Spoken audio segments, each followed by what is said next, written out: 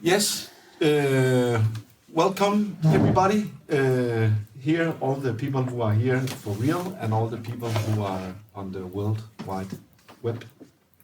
Today, we have invited Niels Pagh Andersen. Niels Pagh is a Danish editor, and he has edited films since '79. I think you have edited around 250 films since '79, so that's quite a lot. Among the film is the film The Pathfinder, and The Everlasting Moment, and The Act of Killing, and The Look of Silence. Niels is also a teacher, and is teaching around the world on film festivals and film schools. And he also do supervision. In 2005, Niels won the prestigious Danish Lifetime Achievement Award for the Rose Prize for his outstanding and achievement in documentary film editing. In 2012, he became a professor in the Norwegian Film School. And in 2021, you wrote this book. Oh, I published. You published this book, yes. Yes. I wrote it. It's been a while since. It has been a long journey, but let's not. And the book, Order and Chaos, Storytelling and Editing in Documentary Film, is a book who introduced the readers to the principle and method of creative editing, and dives deep into the editing process of 8 films. Niels is here today to talk about editing and to talk about conversations with the composer and talk about creating film in a creative way. We have to thank our sponsors, the Film and TV Foundation, and I forgot the other one. Maybe Nordische Botschaften. Yes. Yeah. The Nordic embassies in Berlin. And Nordic embassies in Berlin, and we are very happy to have you here today, Niels. You are very welcome. Give Niels a big.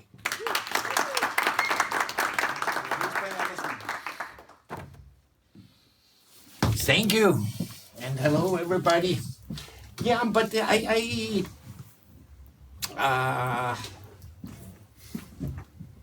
it was a funny experience when I got a call from the Danish Composers Association, or whatever it's called in Denmark. One of your members had read my book and thought it would be good to have me here. And then I was saying, but I don't mention film music with one single word in this book. It is one of the choices I had in every piece or every work you have to leave out. And so don't be offended.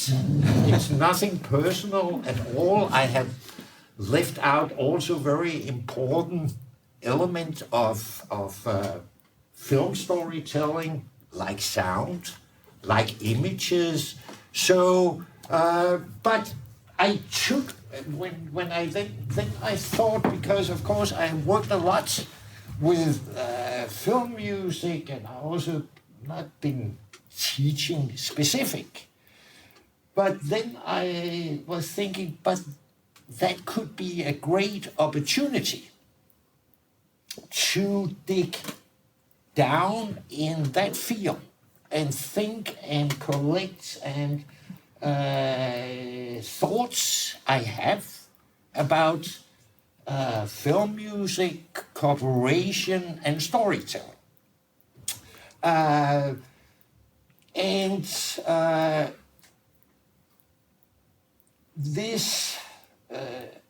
So therefore I have made something totally fresh just for you.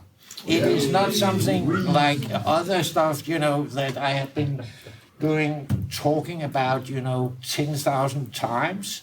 So it has been very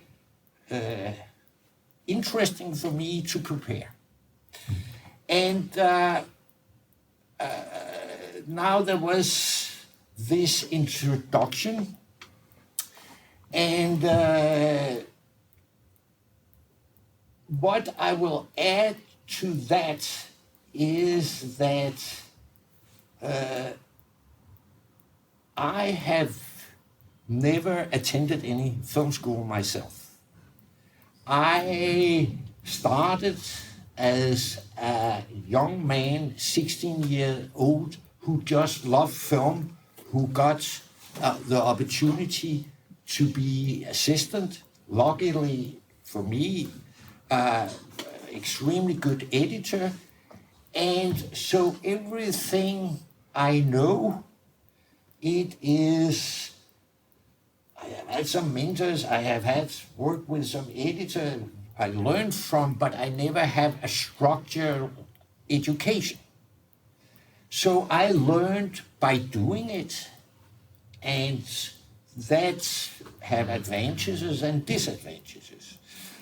But one thing that was very important for me in my development as an editor, it was maybe 25 years ago, 30, when I started to teach.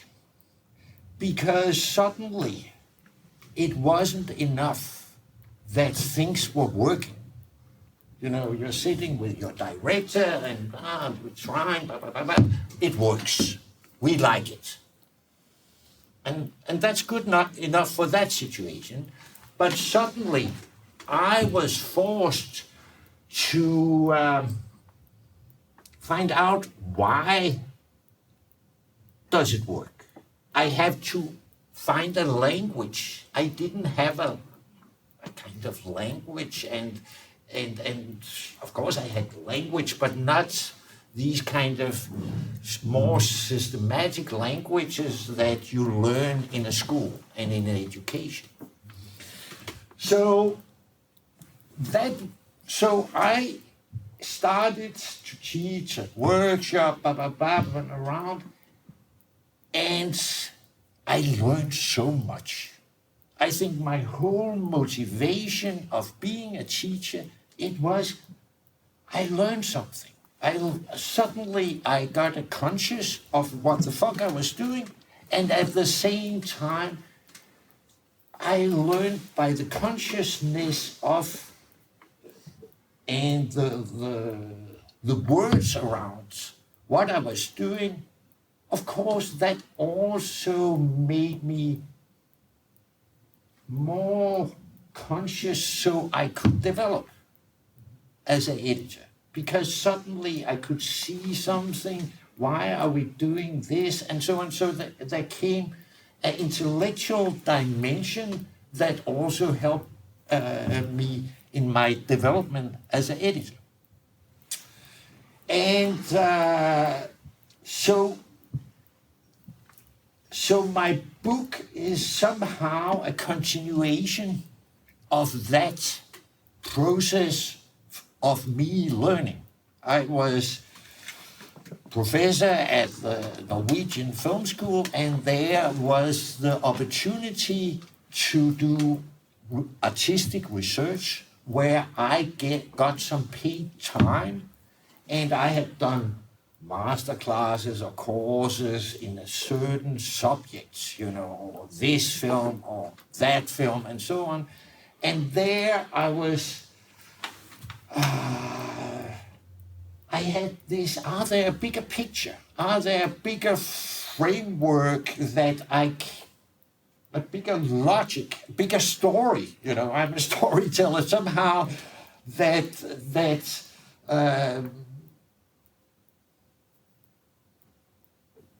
there, instead of, you have 2 hours, how much can you put in 2 hours there, and so on.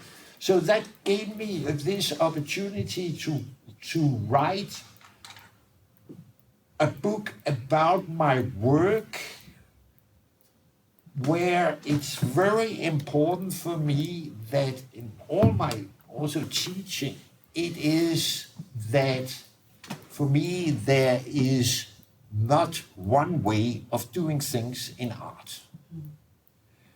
But by taking the risk of saying, that is how I'm doing, it's maybe not the right way for you to do that, then filmmakers and other people can mirror themselves in my methods, in my thinking, and find their way. Because that is, I think, that is the most important thing. And also one of the things that also had started to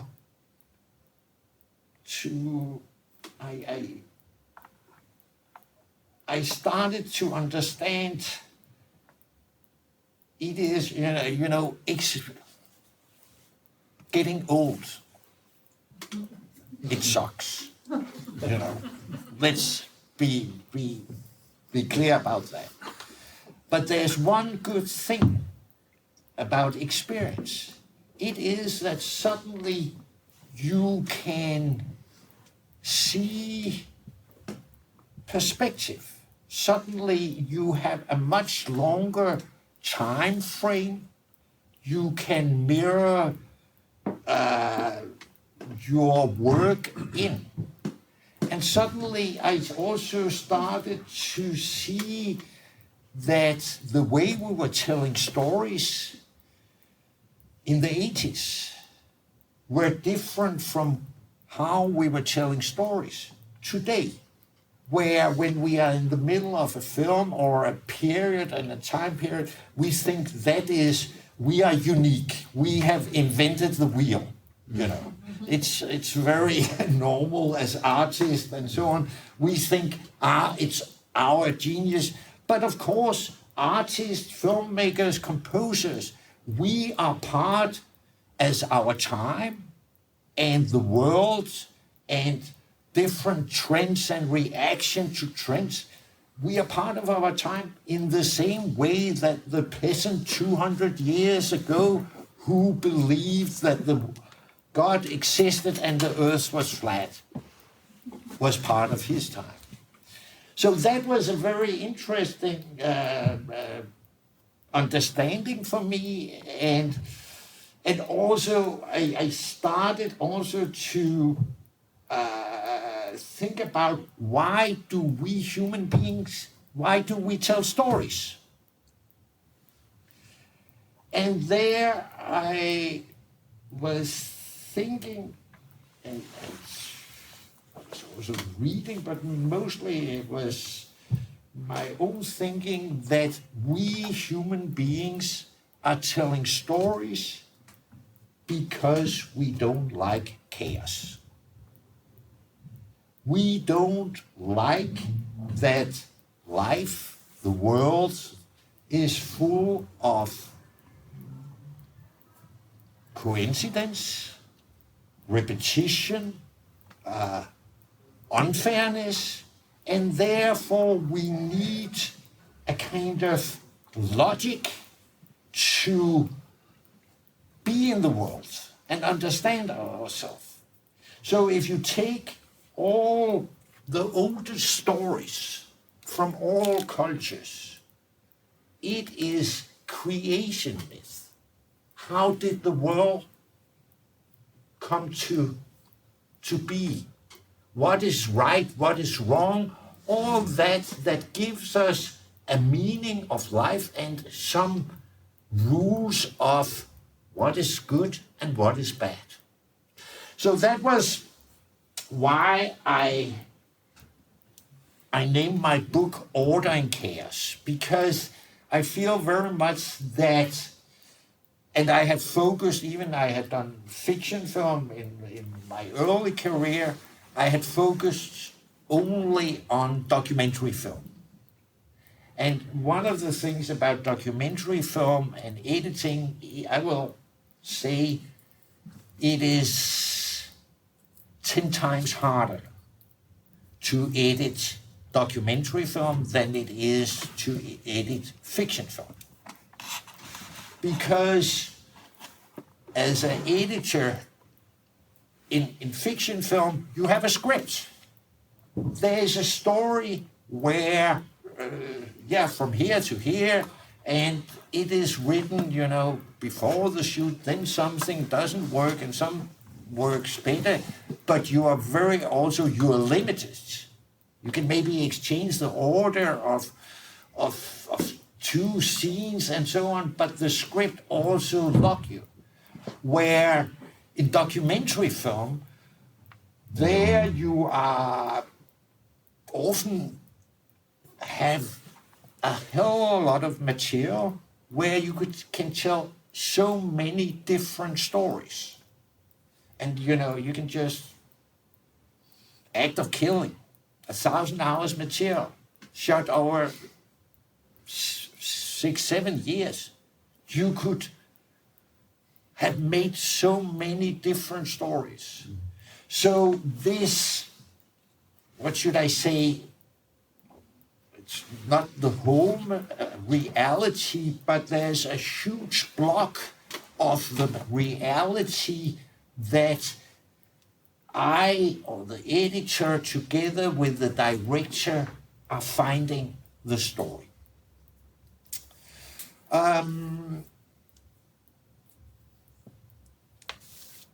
Let me see.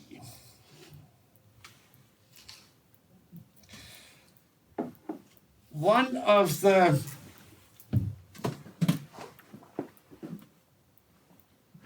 very important things to understand when we are working with the medium film, it is that it is a medium that mainly communicates to the emotions. To me, film are closer to music than it is to literature. Often we think because there's this story, there's plot points and narrative lines and so on that it's literature that must be closest. But the way that films work, it speaks to our heart and our guts and whatever, and then to our brain. And sometimes we have a little if something is emotional, it's less valued than intellectual kind of communication, right? But I will say all of us have had very big emotional experiences in our life that we have been thinking a lot about. So for me, there's nothing lower. And of course, it is not just to give people, in my editing, an emotional experience. So it is, of course, also give them such an emotional experience that they start to think and use their intellectual side. So, but it is very important to understand that we are working in emotional curves that and that is parallel to music. We are working with an emotional experience over a fixed time. The moment is not repeated, like in a song and so on. In a book, you can, I didn't get that, you can go back and read it again. If you are watching a painting, you can spend 2 minutes, you can spend 30 seconds, you can spend half an hour watching. But here we are controlling in some way our job, it is to control that emotional curve.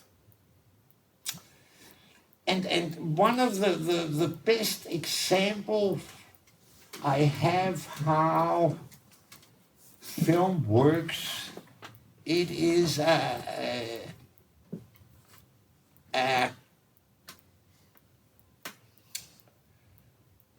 in the beginning, just after the Soviet Revolution, there was at the art scenes in Russia, it was really exploding.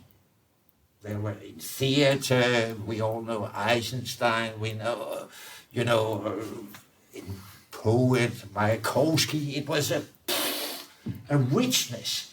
So until the regime started to freeze everything down. So there were also going on all kind of experiment, and there were some of the Russian filmmakers that thought, and we are saying, in the beginning of the 20s, so the medium of film was very young. It hadn't existed for 100 years. So they had this idea that maybe we could develop a grammar, like in language, and they had some theories like an image of a river. It's the power of the people and stuff like that, which were, of course, wrong or too simple. And therefore they have never been developed an exact grammar for language. But there was one experiment that a guy named Kuleshov was making. And Kuleshov was making a shot of an actor who was medium shot, who was just sitting looking. And then he was putting that image together with a shot of a bowl of soup. Then he was taking exact the same image, putting it together with an old man lying in a coffin. And at last, the same image together with a half-naked woman. And then he was showing to audience, and of course, you smart guy have already found out, but the first, what was this? This man was hungry. The soup. This man, the same expression he had been put, he was with the dead man in the coffin. He was sad. And in the last one, he was in love or was horny or whatever. So 3 totally different emotions was read into this actor. And for me, that is what all filmmaking is about, that we are giving some information, man watching, an object, but instead of then we human beings in our need to create logic, we are then in our head saying hungry, sad, horny. So the whole way we are telling in film, the best film it is where we dose and can control so that the information, so that the audience is part of the creation of the story, that because that they are sitting in the film and is is guessing or saying what is going to happen now, and where are we? No, don't go that way, or you take the other girl. She's much better. That all those kind of things. That is, let the audience work. And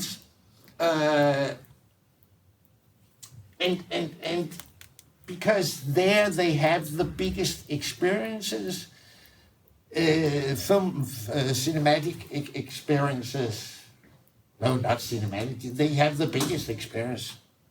Basta. So I will say our job as editor, it is very much controlling the speed of information and the amount.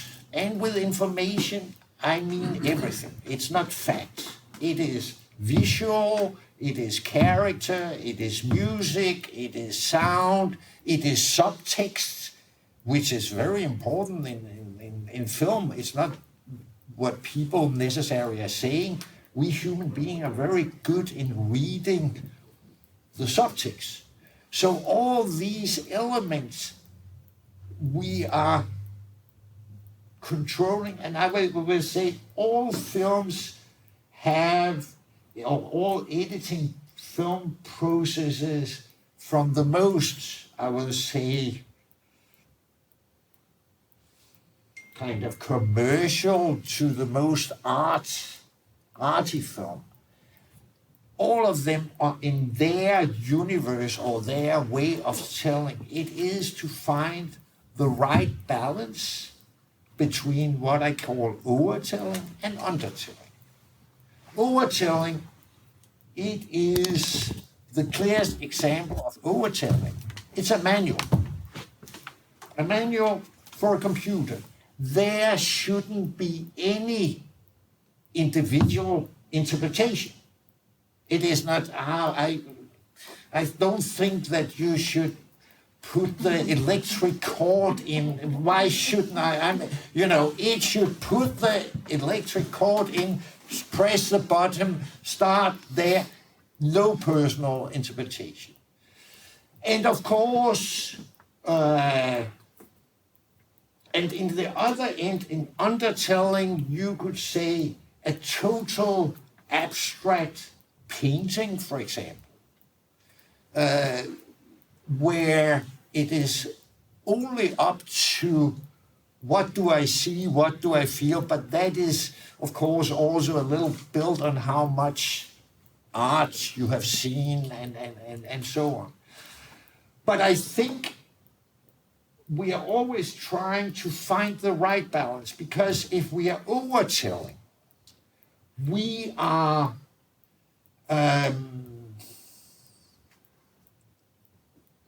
taking away the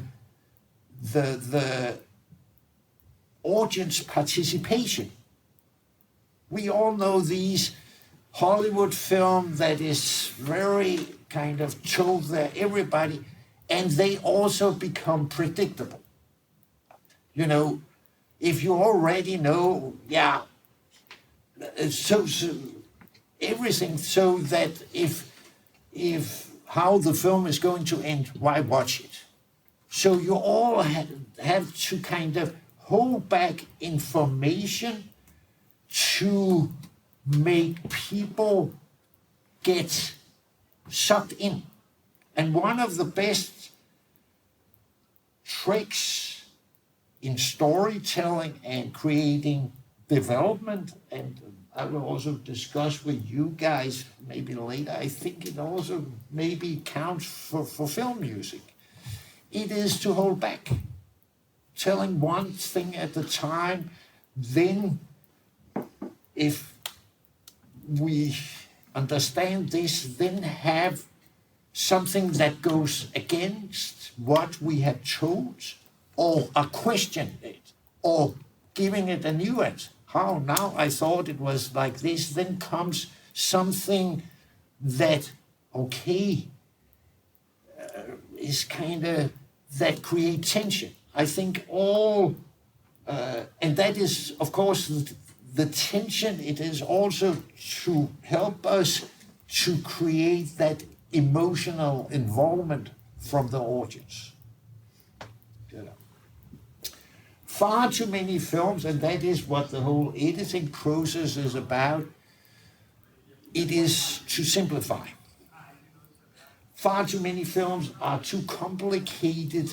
There is too many informations, you know, that is leading up to, so the audience are sitting, trying to get all the plot, who's who, and all those kind of things in place, so they are up in the head. They are almost behind the film. If you get my point, because they're trying to understand, instead of they should be secure what is going on, who is who, but want to know more. So instead of have this feeling of being behind, then they want to see more. They want to look forward in the film. So hold back, tell one thing at a time, create tension, build up, but not necessarily give relief. And one of the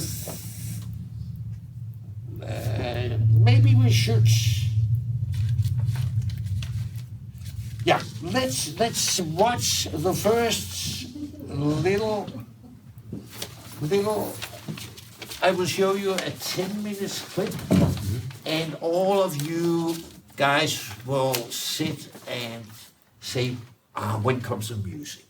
I'm just warning you, there's no music. But the same, I think some of the same principle can be used also in a dialogue around music. This is from the film of Joshua Oppenheimer, Look of Silence, which is the story. It is very shortly a young man, Adi, his brother was killed during the genocide in Indonesia, and just before he was born, and he is now going to find out what happened to his brother's killing, and trying to look up the killers of who did it and the different people in the chain of command. Because of course there's some killers, but there's also, like with this, to kill 1 million people, it also takes some generals and some politicians and so on. So let's, and it's 23 minutes into the film, and yeah, and 10 minutes. But think about tension and building up.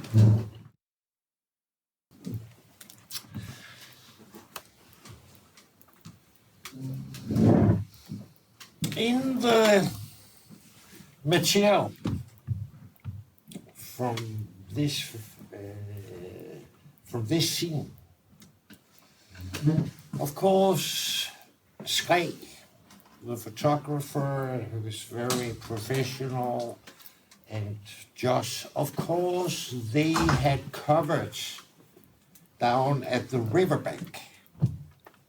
Adi, our main character, who is at the place where his brother was killed. So of course there was a close-up of Adi with a tear in his eyes, we could have made beautiful or horrible crying scene. Everybody would have cried their heart out.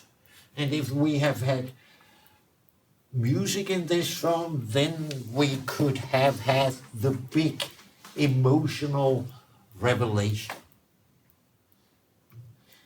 But this is, what was it? I can't remember, was it 43 minutes into the film or something like that?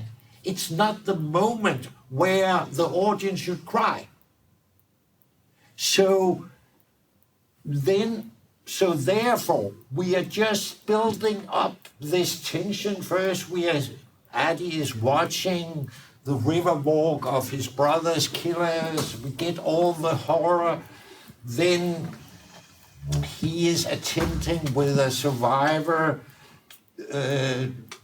walking. We are spending 2 minutes in almost silent walking. Nothing happens, right? It's not words, it's just you see Adi's face get more and more kind of pale, and this other guy, he's praying, get intensive. So we are building up tension, and then we're just using that one shot. So, and then the energy, the kind of unpleasantness continues, instead of we are giving the audience a relief. And somehow there's a misunderstanding, or a lot of this that I say, it's an emotional media, but that doesn't mean that we should have all the cries we could get all the laugh we could get, because it is what set also the audience free. The moment we are laughing, then it's kind of, we get out of this tension. So it's not that we shouldn't have laughs and cries, but we should control very much when we set the audience free. And if I can get a laugh, but if it's ruined the mood of the next scene, because that is very serious, then I should take out the laugh there, because else I don't get that into that mood. So all the time, and if you're looking at modern television now, I'm working on American film now, so I'm watching a lot of HBO standard American documentary to see, not to see so much how we shouldn't do, but more also what is the political climate and so on. And fuck, they are all crying, they are performing and so, and I don't feel a shit, because it is just now we are crying. It's a performative, and it's not people up on the screen that should be crying or laughing. It is the audience. It is their emotion we are working with, And so all the time, controlling these emotions. And that is, of course, because music somehow, it speaks directly to the heart. And it can color a film in so many different directions. So there it is very important that in the dialogue between the editing room and the composer, that we are working on the same direction and understand where do we build tension, where do we get relief, and all those kind of things. Often what I do when I work, instead of having these explanations, these of scenes to make an order. You have seen all with these yellow stickers and think, maybe this. I'm trying to draw. When I start to have a rough cut, I start to draw how does the film move emotionally. Not what they are saying, but should the audience feel here? Mm-hmm. So I know how it goes emotionally. What we learn a lot of, it is our mistake. It is, and mistakes are very pedagogical, so it's not to throw shit on composers at all. But I would say a classical thing that I experience with not experienced composers. It is they come in, they are watching a rough cut, we are discussing, bam, bam, and what they come up with, if in the good case, it is a piece of music that is concluding the whole film, which you can use at the final score or the final credit music. But of course, the music is just part of one storytelling element. And you're not alone. And you shouldn't tell the whole story before the end. So what when I do this, if it is, and everybody is agreeing, it has a core. The composer had hit an emotional core, but that is the end. How do we then sort of deconstruct that final piece? So we are like, I'm not in my editing, I'm not starting telling the whole story. I'm telling it one thing at a time so I can build up attention and an involvement in the audience. And of course, one of our problems when we are working with when we're working with the emotions, and how do we talk about things that is in between the words?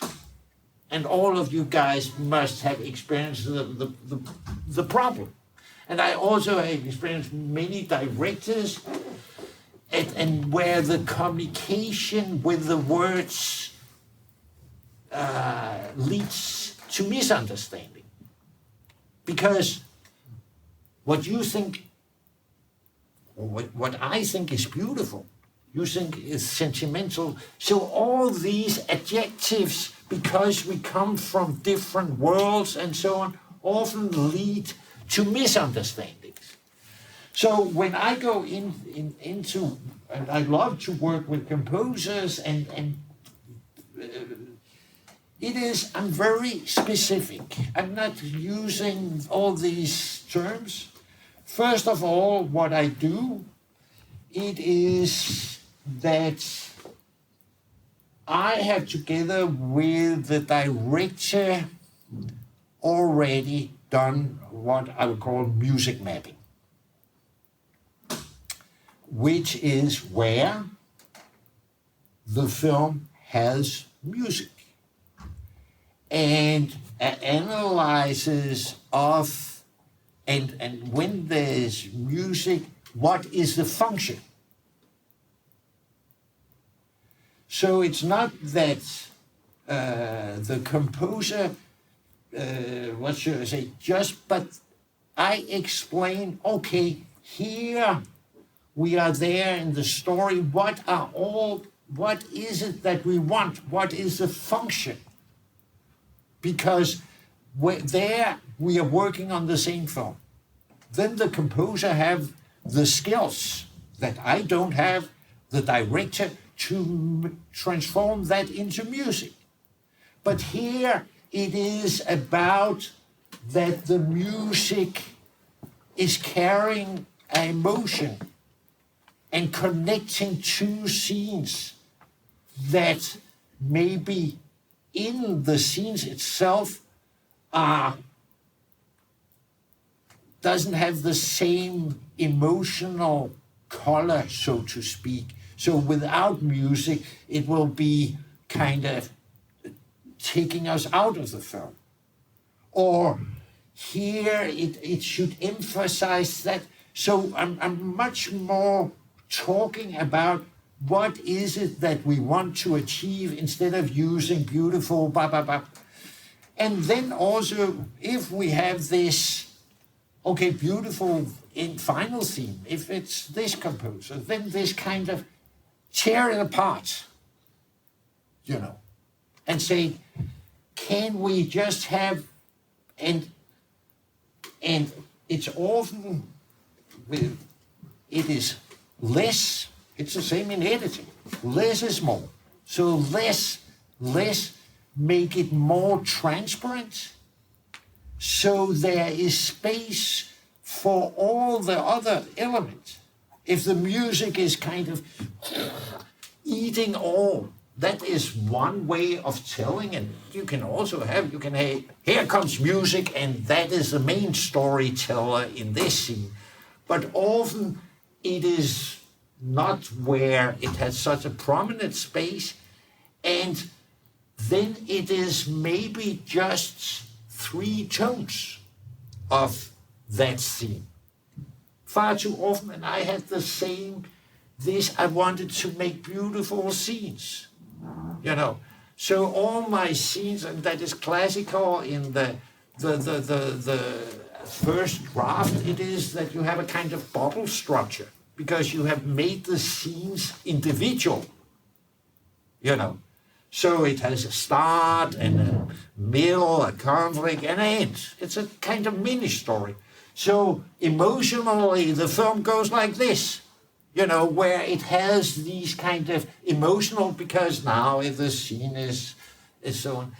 So there, when I'm working, it's, you know, to keep, instead of going down in the end and so on, then I go deeper into one scene or further out, so I don't have these where I go down. And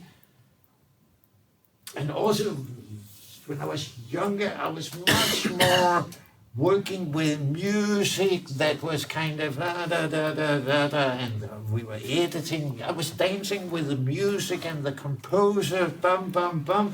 And now the film, the scene is end. Next scene. But we have taken away all the ending. No, it should da. What's going to happen now? Right? Instead of, so sometimes it is much more effective not to come home to the keynote if we want the audience to be part of the whole story and say what the fuck is coming to, instead of this that it's kind of packed in and the emotion. No, there should be a stone in the shoe, there should be a question, there should be a fascination, there should be something all the way to the end. So this that you guys, composers, are also not telling too much. You are giving us a hint, but not the full story until the end. So that is one of those things I work with in a dialogue with composers. It is to be specific, saying less. Can we take away half of the instrument? Try and slower, you know. Often.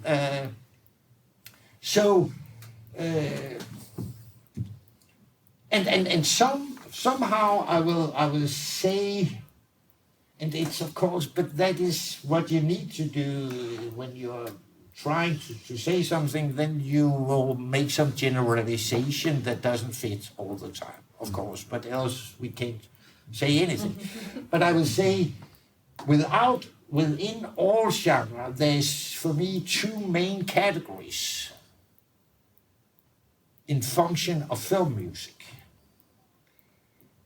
The one music is the one that push the story ahead, that often have a pulse that is, we all know it from fiction and car chase. It pushed the film ahead. And the other type, and then it can be played within all genres, you know, but the functionality. And the other main, it is where time stops. The cinema, the feeling of time in the story stop. That these kind of timeless moments, you know, dreamy, where there come a big understanding, where the lovers at last kiss one another, where the time stands still. That is kind of two kind of very broad main categories of film music. And then, of course, there's some, but you can also say in storytelling, or this, which is also very simple, it is that basically there are two emotions in audience when they're watching a film. And it is, we are hoping for the best and fearing the worst, you know. We are hoping it is not Hollywood who had invented happy ending. It is the audience, we want, and that is order and chaos and in a happy ending. It's Hollywood who is making an exploitation of it. But it is a human need to, yes, it went well, you know. So, but that I hope we can discuss a little later, and I hope very much that some of you are listening with me, because that is what we just are getting wiser of. Let's see the second clip, and it's from a 20-year-old American documentary series, very personal one. And here is music. You are seeing the opening of the first episode, and here we have used music, and you probably know the theme, but let's watch.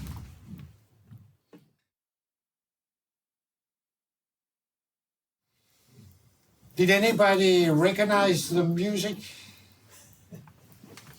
Amelie, the beginning, the opening scene. I think he's Belgian composer, and often when I start editing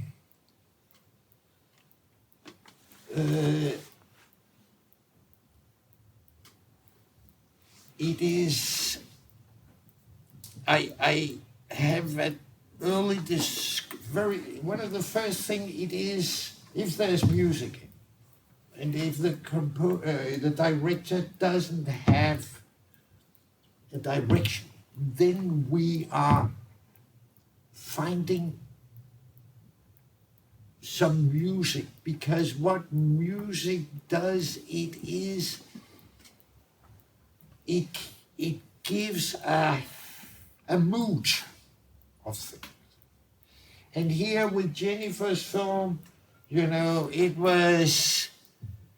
she had filmed over 3 years. It gets serious, and in these personal film where you're filming yourself, there is a tendency that the directors think, poor me, poor, and there's a lot of crying scenes where they are, now he doesn't love me anymore, and sitting there, you know. And I remember with Jennifer, I said, only one crying scene per episode where you feel self-pity. So, and here there was this rich American Jewish New York woman that was in a life crisis, you know, the biological clock, blah, blah, blah. So there was a real story.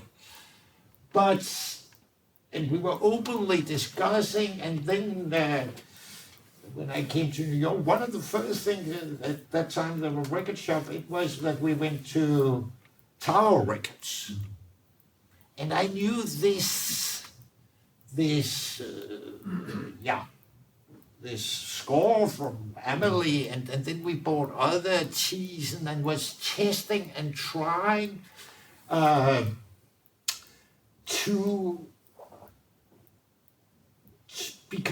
that music was very important because it has this kind of, not only I think because the people that remember Amelie, but it has this waltz, a little awkward, a little clumsy played on the accordion. So it gives something that wasn't too self kind of pity, and it also gave it a light tone. So that's we ended with and were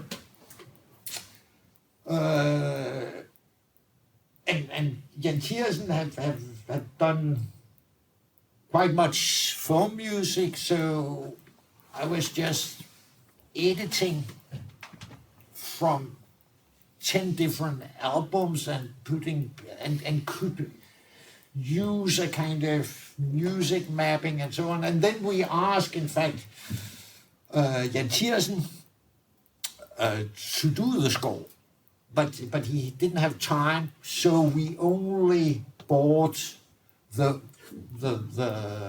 Jennifer and the producers bought the opening, that scene.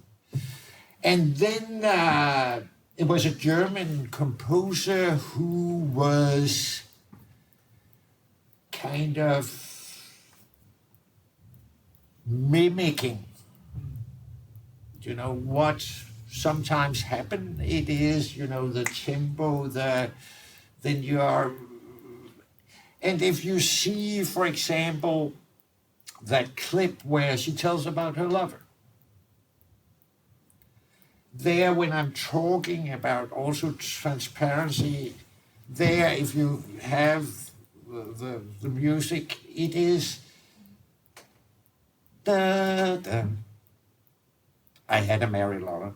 Da da da. You know, I was making a kind of working with 3 rhythms. I was working with the rhythm of the voiceover.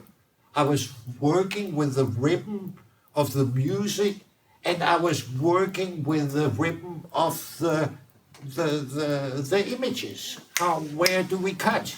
So it was a kind of little, and so this kind of transparency that slowly we get a mood, we get some information, and then it grows up and built up, and the tones are kind of going into this, a woman in love, dancing in the streets of New York.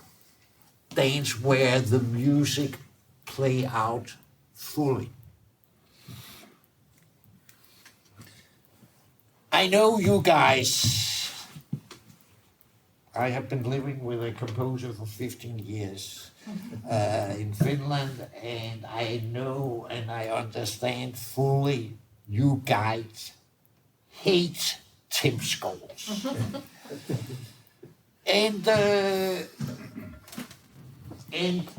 that I totally understand, because it is kind of locking your creativity in a lot of ways. And even when you come back with something that is much better than this temp music, we in the editing room have been sitting for 4 months with that temp score that had just kind of been gluing to that scene.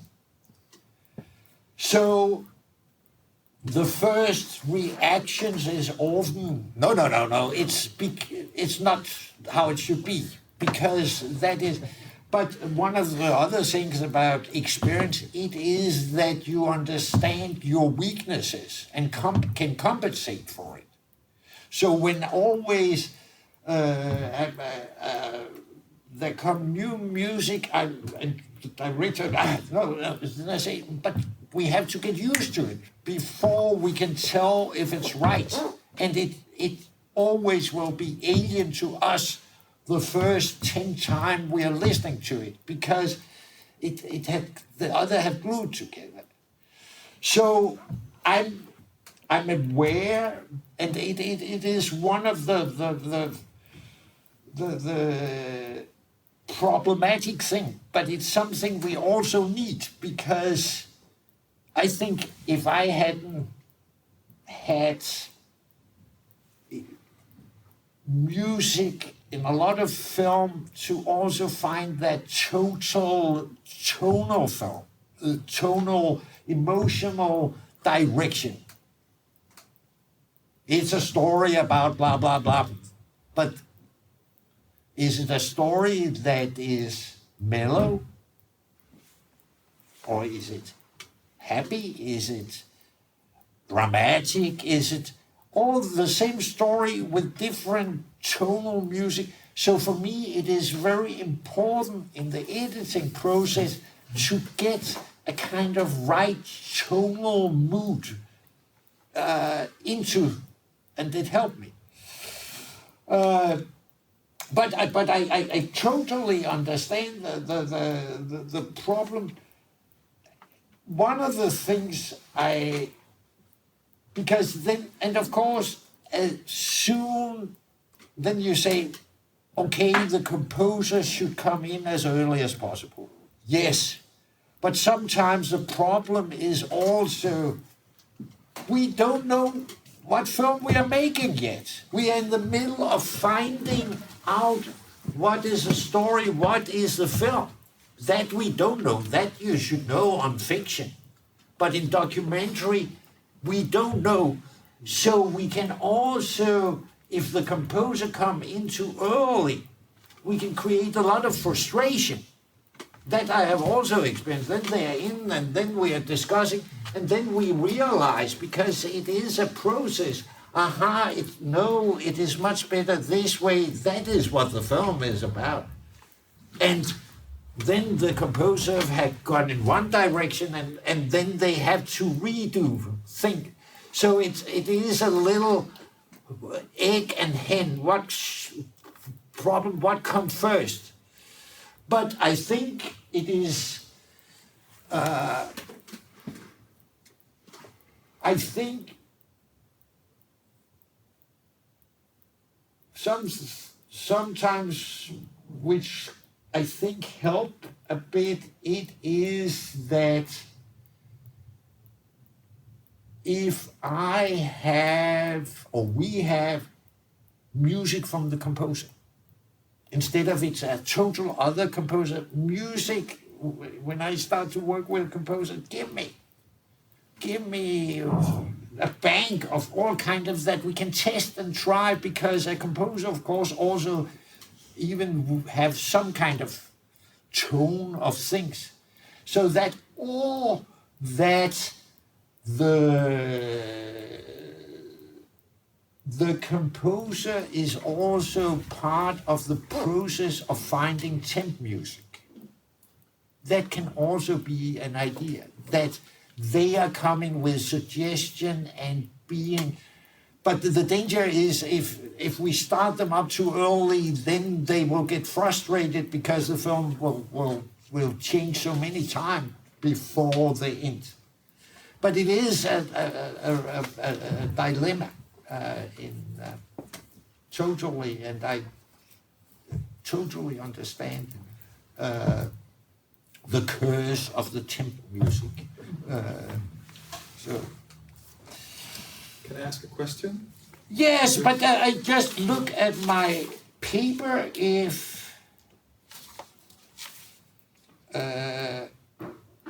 there was something very important that I have forgotten.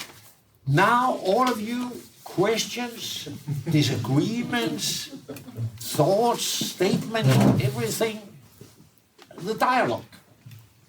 I just wanted to ask, in this process of finding music, have you ever worked with a music editor in this respect? No. I have never, or one Hollywood film, there was where we were doing screenings and they were working with temp music and you know, then there were, you know, we had a screening, then there were 20 sound people doing mix in 1 week and some sound music editors that were doing that. I never else from that. So it's you who edits the music together with the picture? And yeah. Good. Yeah. But yes, I think sometimes it's not only a burden with the temp music for the composer. You can get into a situation where it actually is a help. I think so. Yeah. And also I think you're very right about this to put the composer's music, already existing music, on the temp track. But also I was a bit puzzled that you said that then he has to go back and change it. That's all we do all the time. We do it. So we don't mind doing that, just like you do. No, I know. So as you know. Yeah. We had a fantastic cooperation, Carsten. But I just mean that it's just an interesting psychological thing. I think that people have, everybody, even me and all composers, have a tendency to, when the music is there, it's there. It's like, but you can also, if you really get time and can concentrate, you can change it. You know, you can change many times. Yeah. But I think also, I think what I also do sometimes to find when I start to work with composer, of course the director is the boss, but I have maybe more experience with working with music and maybe, I don't know, also some talent for it. So if there's some director who really have strong, but most haven't so much understanding. Yeah. But then instead of that, I'm also kind of saying, give 5 quick samples of something in different directions. So we are adjusting that. You're not putting too much time into, but we have to have the specific, because these words, beautiful, blah, blah, blah, and directors are so most full of words that, you know, we have to dig behind and understand in our way and so on. And I'm also doing it sometimes when I'm starting with a new director. I take a scene or two that I edit in different ways to say, okay, are we, and also pushing it a little to some extreme, so we have some corners that, okay, this is too much in that, so it's, where is it in that area? So also this, instead of this thinking, but in editing we are so used to that things are a process. We are not making, we have not two versions. I at least have, 25, 30. It's first when I start to see the whole film, I understand what the fuck I'm doing and can start to control too little here, too much here, control and work with that. So, what? Now I lost it. What was the subtleness, altså smidigheden i forhold. a what? The subtleness with No, but this rather, instead of thinking, now we're having a meeting and then you go home and then you're making the perfect score in first try. It is this dialogue back and forth and we are testing and we are also get inspired. It's the fantastic, then suddenly you get some music, wow. Then you also can maybe, then we can also use it here where we had this problem or emphasizing that. Yeah. I'll try to formulate a question because now but I was actually a bit provocated by the mimicking thing. The what? The mimicking of Jan Tiersen. Yeah. The piano thing. Yeah. Also, in the way you also said that the editor and the director is getting too attached to the image. Yeah. What is the time scales of you?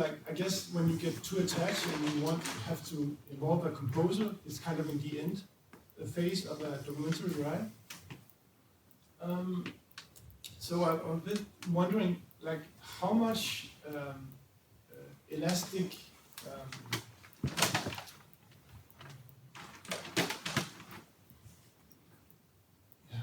How much space do we give for the composer? Yes. Yes. Because I'll just say that my fear is to do a mimic of Jan Tiersen. That would be a job for me as a composer, creative. Yeah. Of course, but our German composer were into it, and that was a job. That's good.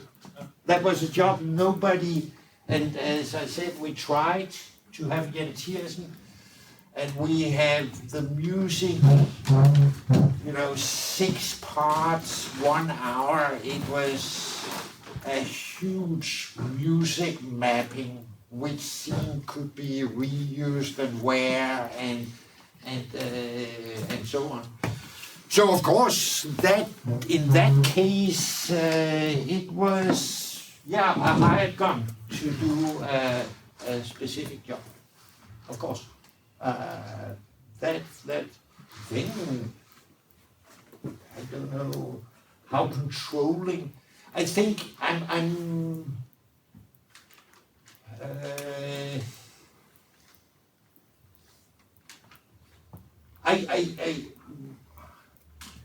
I think I'm that others should judge, but I think I am open and I love that the composer come with something I never have been thinking of.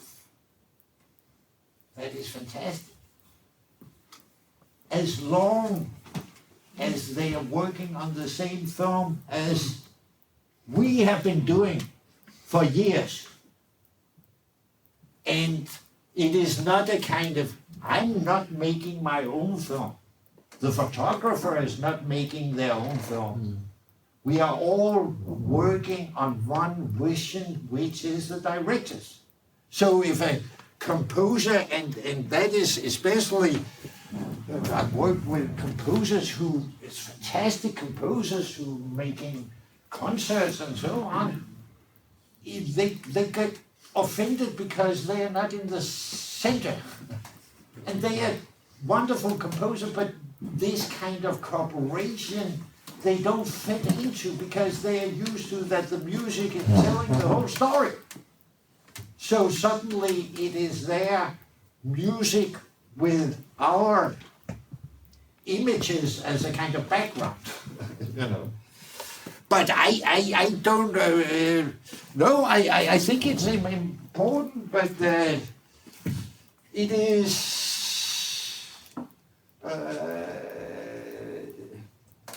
but that is why I'm not. What should you use? What should you do? Blah blah blah blah. It's them, but I'm spending a lot of time. What is it? Where are we in the film? The function. Where are we? Because, of course, because you are a composer, one of the skills that you need as a film composer, it's of course also to understand something about dramaturgy, something about film, something about how that medium work, which is different if you're making music for a concert. So, but I have worked with highly professional. I've worked with people who have never made film music before. I've worked in all kind of genre. But I'm very controlling, Carsten. No. You don't have to be nice. No, I mean, no, really don't know. So, and this kind of, that we are talking specifics instead of all those adjectives. Yeah, exactly. Yeah. Wasn't that a help in a way? But I'm still learning. And now I'm getting, I don't know, ladies first. Come. Okay, I was just curious about, you said this thing about if the composer comes in quite early, or do you make, for example, 5 very different sketches for, maybe for a scene or just for the film in general? How do you feel about, because I really like doing that when I'm on a film, and I like to also do it quite roughly, as you say, not to spend a lot of time if we don't know which direction we're going in. But I also always feel a little bit unsure when it's a new director. If it's someone that I worked with before, I hope that they trust that this is going to sound good in the end. But how do you feel about working with very rough sketches as opposed to having a catalog of, you know, mixed and ready music that has been really worked on? But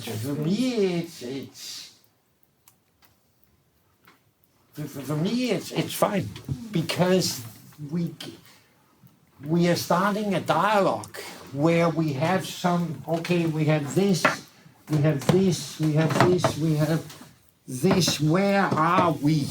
Even it's rough, then we can start that dialogue with something specific, because that is the problem. How do we talk about something that is in between the words?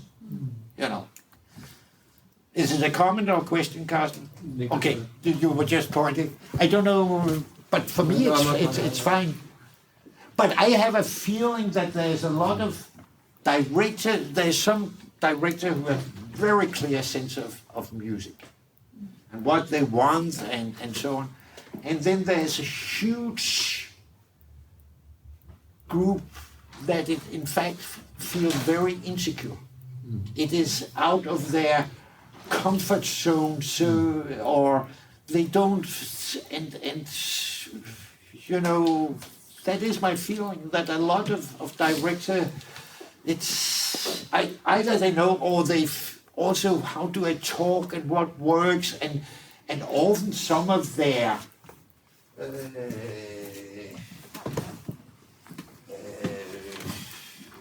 choices I was very clichéful. Often, you know, music-wise and so on, it's kind of, okay, do you mean that? You know, it's so on.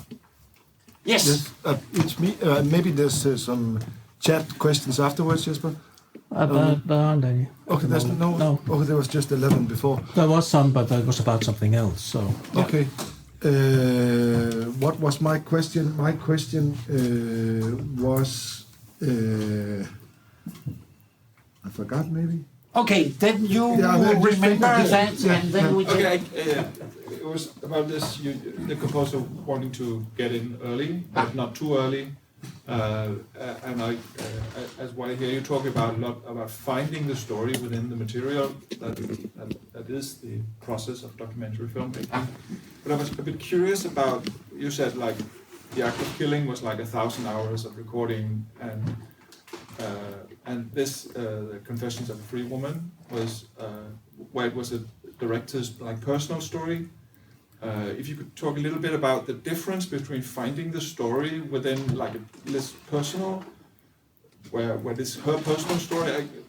I guess from the clip you showed, it seemed like she would have a more clear sense of the story she wanted to tell, whereas I guess the act of killing would be like digging the story out of a lot of material. Or was there a difference, or could you talk a bit about that? I would say, first of all, what Jennifer was, she was making, not because she was the main character,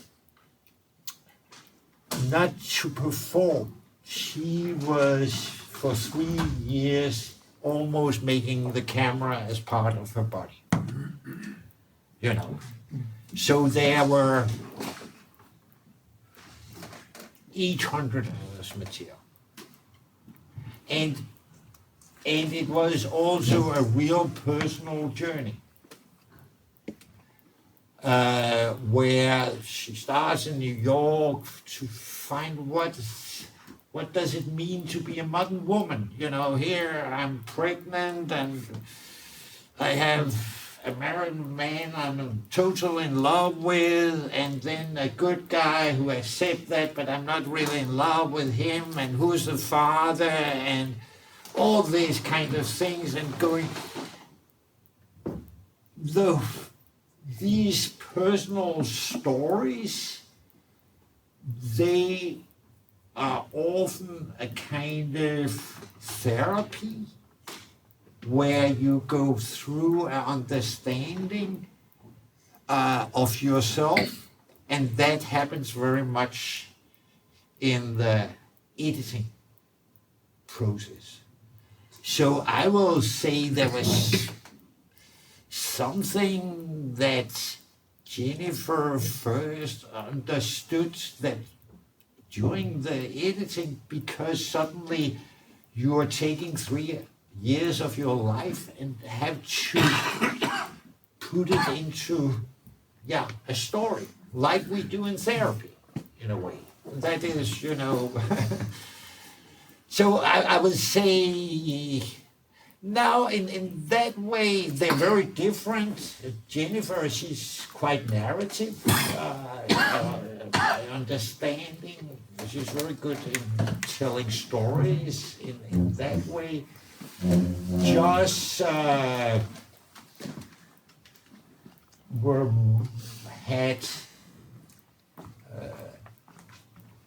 turned more and more into,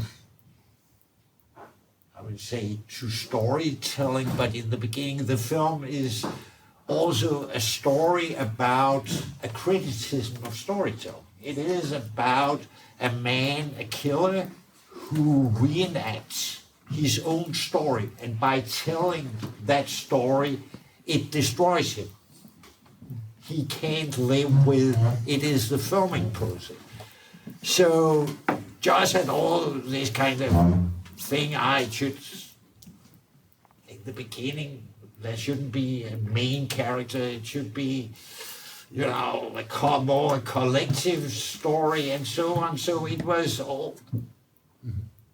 Also a learning process there, where we move more towards, you know, having Anwar as a main character, where I maybe would have chosen it a little earlier. So it's different, total different processes. So now you can remember I'm your back question. with a new question now. Yeah. The other one I forgot. Okay, but this one is probably better. I don't know, but I haven't seen The Look of Silence, but I've seen The Act of Killing. But The Look of Silence, there's no music in The Look of Silence. Neither of the film. Well, there's a little bit in The Act of Killing. There's a little bit of Yeah, there's a little. Oh yeah, but ikke not film music. But when did you decide not to put? There's But where is that? When they come out of the fish and In the end. Then in the end, yeah. Yeah. This tiny little. But there's no in the Look of Silence. When did you decide that? Did Joshua Oppenheim decide that from the beginning? Or? Yeah. And that I was totally agreeing on. There was our problem with that film of act of killing and so on. There was too much emotions. So you didn't even try with music, or no, but because why? If you have, what mood should I put on the? Our problem was overkill. You know what we needed. You know we had 5 or 6 more of these grotesque scenes which could have been. I could have built a whole film around. You know, as a final scene. That we just have to take out because there was too much of the same. So we were much more trying to take it down because people was numb. And, you know, because we were just shouting at people and we didn't need some bassoons and some violin to shout more at the audience. I totally understand, but for me it's always in the retrospect that I can explain why I did what I did. You know, it's not always when. No, but that I think we were that we were agreeing in from the beginning. Okay. And that's why, sorry, Carsten, that I see it as a film without music. Oh yeah. In that way, it is, and but it's interesting because I've been walking. I walk in the morning, and of course, I've been thinking a lot about film music when I should meet you guys. And it's interesting because I will say that there is a trend now in documentary film with less music.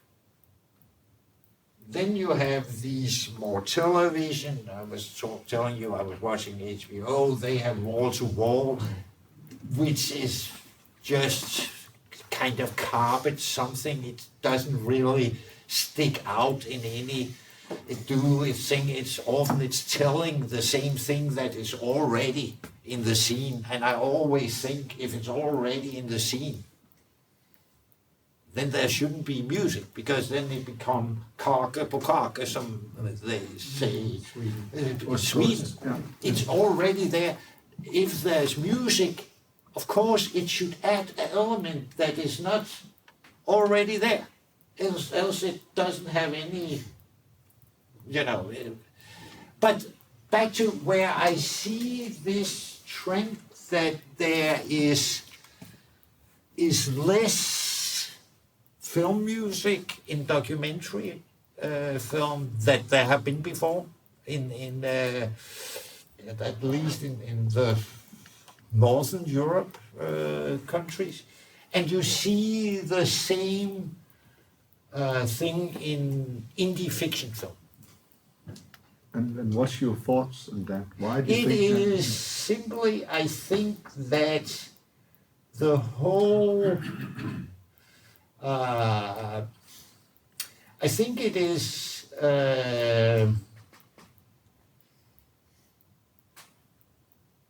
I think that because of the digital age, the reality, because we are spending so much time on the internet, we are all have become performers on Instagram. 100 years ago, you had taken 3 photos in your lifetime. Now, babies knows how to pose before they can say a single word, because click, click, click, click, click from the moment. So, and you can see it, there is a longing for authenticity, because we are not the ordinary people. They understand the manipulation, because they know, okay, here, happy family photo on Instagram. 2 minutes before, everybody was fighting, So, of course, they understand the lie and all this with fake news and so on. So I think this gives a space for this longing that it should, that this is real, as a reaction to that unrealness we are living in. So you mean that the music makes it more kind of digestible, and that's what they don't want. Yeah. Yeah. Can I just have a comment? Yes, of course. Look of Silence, because we did this little seminar, the two of us, a couple of years back, and of course we talked about that there's no music, and that's because the strongest sound that exists is silence. And in this case, we talked about the crickets. This is the only sound in the film. They're the witnesses of all that took place. So there cannot be any music. There's no space for the music. So in that case, it's a brave decision to say we will only have the crickets that will make us feel the silence. Yeah. And that's those are the decisions you have to make, and that could exclude music or another kind of music, musical sound design, whatever. Yeah, and Google was making sound design. They were working on crickets, for weeks, because there were different kind of atmosphere of crickets, and then now it's a more icy scene. Then they were, it was. I think you have 2 minutes more left. What? 2 minutes left. Yeah, but time, so I think we should. So, but there was one thing. Yes, but then it's interesting, and because we are all the time have these trends and reaction, and I think that is why because of the digital world, the performativity, that is why some documentary film. And they also want to distinguish after a period where they were so close to fiction. The history of documentary is, when I started, it was something different. Then it started to look so much as a fiction, character-driven, the dramaturgy, the music, everything. It could be a fiction. But now it's actually the other way around. Yes. Yeah. So now comes a reaction to that. But also, if you look at fiction, if you are indie, if you want to, Hollywood have left reality. When I was young in the 70s, Godfather, Hollywood was making film that took place in the reality. Nowadays, it is superhero films, it is Star Wars film, it is what. Okay, maybe we are saying goodbye to the other. Well, no, we actually have. Okay, sorry. We have a question from the chat. One more question. Last question. Yeah. Two more questions. Okay, 2 more questions. One from Jan. No. Can we take the chat first? Yes. Question from Anna Howard Fisher.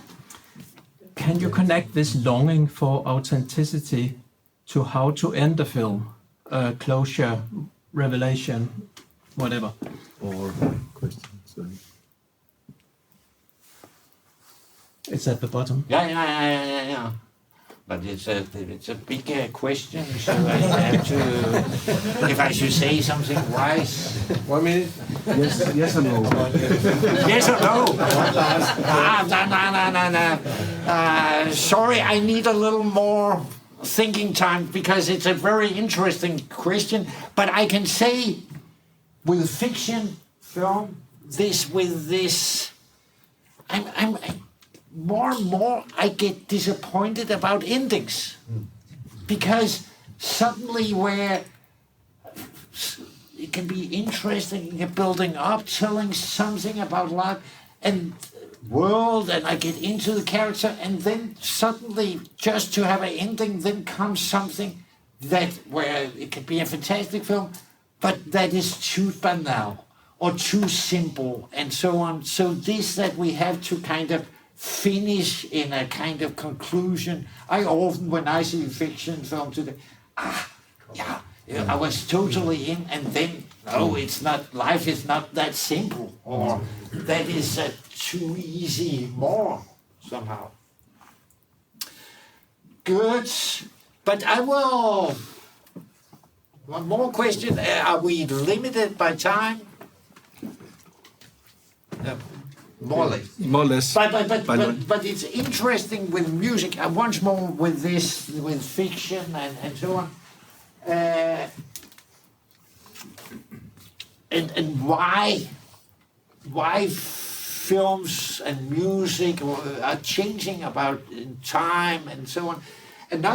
So I see this, that Hollywood, they are the big unreal, and then the more arty individual are using less music.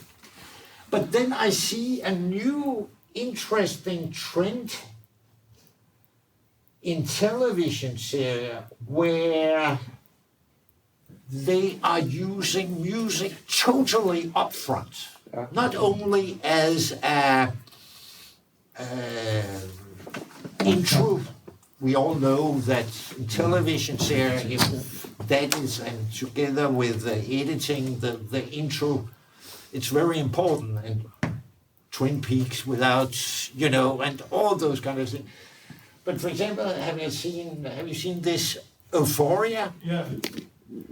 And there is they are using songs that is saying, fuck, here is a song and we are playing the full song and it's 5 minutes as the main storyteller element.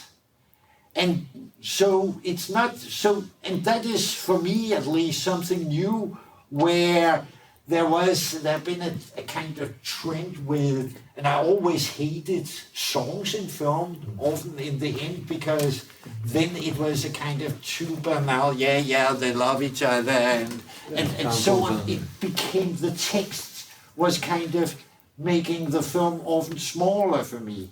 And also if there were songs within the film, it was much more because the big media companies was working together, so they had a film company and they had a record company and then artists, so they were putting a lot of songs in just for commercial reason without an artistic approach, which is what I see now in Euphoria, where it's, and I say, wow, this is great, it's cool.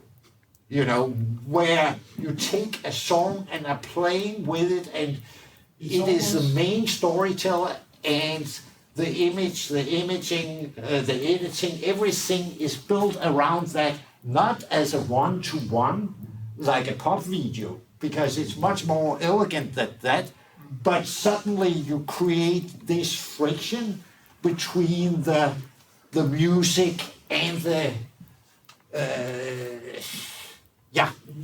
images and the happening. So I think that is, when we're talking about music, that is an interesting development I see. So and I suppose like the remix culture has entered now finally into the movie scene. So Super. Super, thank you so much. Thank you very much. Thank you.